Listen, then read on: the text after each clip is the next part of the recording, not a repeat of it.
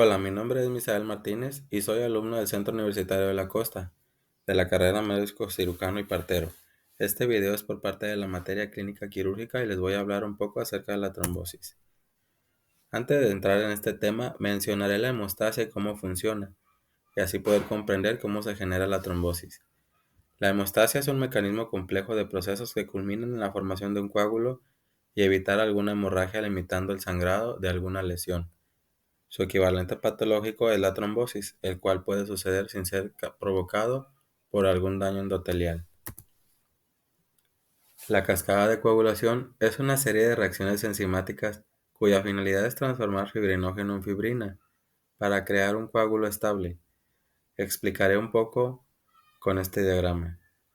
Todos estos factores aquí en la imagen están en la sangre como simógenos inactivos y es una cascada porque el producto de una reacción provoca la activación de la enzima siguiente. Tenemos dos vías. La vía intrínseca, cuando la sangre tiene contacto con una superficie negativa como lo es el colágeno supraendotelial, activa el factor 12.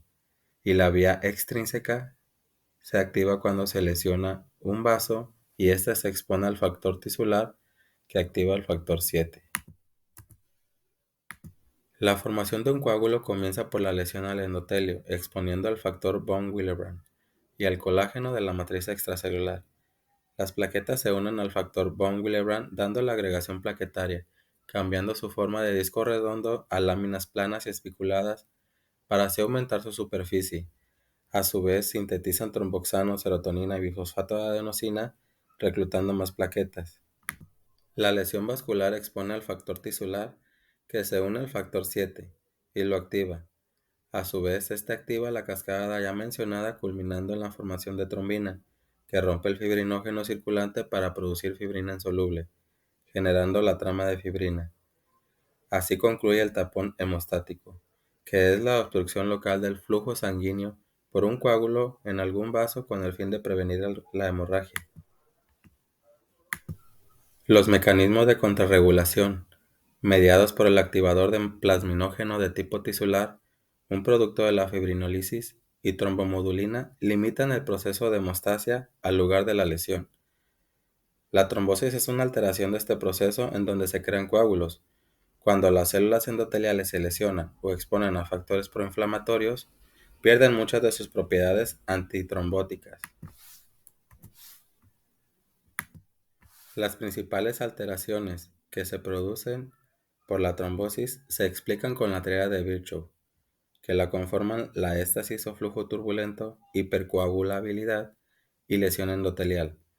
La integridad del endotelio es el factor de mayor importancia, ya que las alteraciones a este rompen el equilibrio a favor de la trombosis. Las alteraciones del flujo pueden ocasionar una situación de hipercoagulabilidad. Como ya mencioné, la lesión endotelial produce activación plaquetaria y se puede originar la formación de trombos tanto en venas como arterias. En las arterias la velocidad del flujo impide la formación de coágulos. Una lesión endotelial grave fomenta la trombosis, cambios coagulantes inhibidos por citocinas y efectos antifibrinolíticos. Alteraciones del flujo de la sangre. En condiciones normales, el flujo de la sangre es de tipo laminar, en el cual ninguno de los elementos formes tocan el endotelio, ya que el flujo de estos es concéntrico. En el flujo turbulento se activan las células endoteliales por el contacto de las plaquetas, aumentando su actividad procoagulante. En la éstasis, los elementos formes interactúan con el endotelio debido a una disminución del flujo sanguíneo. Además, se vuelve más lenta la eliminación de los factores de coagulación activados, comenzando un proceso hemostático generando un coágulo. Hipercoagulabilidad. Alude a una tendencia normal de la sangre a coagularse y se produce por alteraciones en los factores de la coagulación, siendo un factor de riesgo la trombosis venosa. Cirugías, un traumatismo o una condición médica desencadenan aún más la activación localizada de la cascada de la coagulación. Los trombos se unen de forma focal a la superficie vascular subyacente y tienden a propagarse hacia el corazón. Por tanto, los arteriales crecen de forma retrógrada desde su punto de inserción y estos se producen en mayor frecuencia en aterosclerosis ulceradas, ya que se expone la matriz extracelular y la placa crea un flujo turbulento, mientras que los venosos se extienden a la misma dirección del flujo de la sangre. La parte que se propaga del trombo suele estar mal anclada y muestra tendencia a fragmentarse y migrar por la sangre en forma de émbolo. Las complicaciones de tipo arterial son infarto agudo del miocardio y evento cerebral vascular, y las complicaciones de tipo venosa son de la trombosis venosa profunda y la tromboembolia pulmonar. La tromboembolia pulmonar se divide en masiva y submasiva, donde podemos diferenciar por la presencia de shock cardiogénico o solo por la disfunción ventricular derecha, con elevaciones de las enzimas cardíacas. En esta imagen podemos apreciar cómo se produce isquemia por un émbolo pulmonar. La mayoría de los trombos venosos se localizan en las venas de la pierna, teniendo los de mayor importancia los de las venas profundas, con un riesgo alto de producir embolización y provocar una tromboembolia pulmonar. Estos son invariablemente oclusivos. Los factores de riesgo de una trombosis venosa son inmovilizaciones prolongadas por 4 o más días, cirugías mayores como las de trauma, ginecología, también incluyen las abdominoplastías, enfermedades críticas como la diabetes mellitus, hipercolesterolemia, cáncer, alguna tromboembolia previa, edad avanzada, la obesidad y factores genéticos, al igual que la insuficiencia cardíaca, enfermedades pulmonares, el embarazo.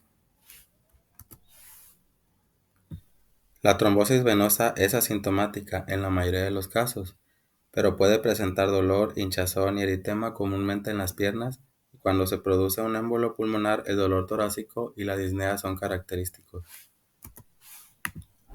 En la presentación de trombosis arterial, estos son con frecuencia oclusivos y, como mencioné anteriormente, tienen riesgo de provocar un evento vascular cerebral o infarto agudo al miocardio, este último por oclusión de las arterias coronarias. Los síntomas de la trombosis arterial comienzan por debajo de la oclusión, lo cual a la palpación se encuentra el pulso disminuido o ausente por debajo de la oclusión y aumentado por encima de este. Podemos identificar las 5 Ps, que son dolor por sus letras en inglés, pulso disminuido, palidez, parestesias y parálisis.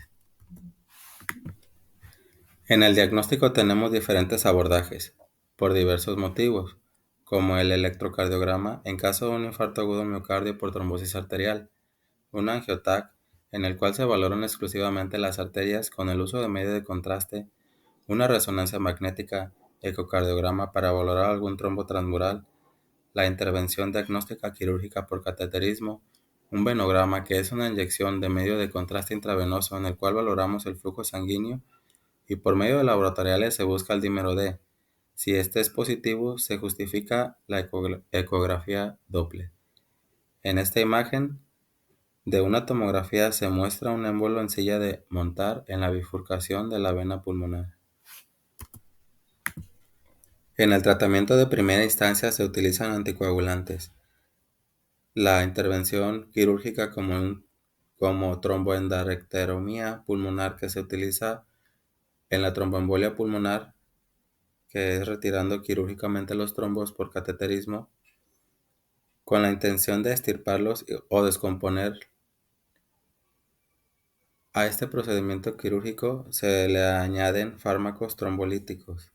Angiovac es la aspiración de un trombo por vía percutánea y la sangre se drena mediante una cánula. Se retorna por una segunda cánula venosa pasando por un filtro que separa el trombo de la sangre circulante y la colocación de filtros en vena cava. En la imagen se muestra un trombo que fue retirado por aspiración. Muchas gracias por su atención.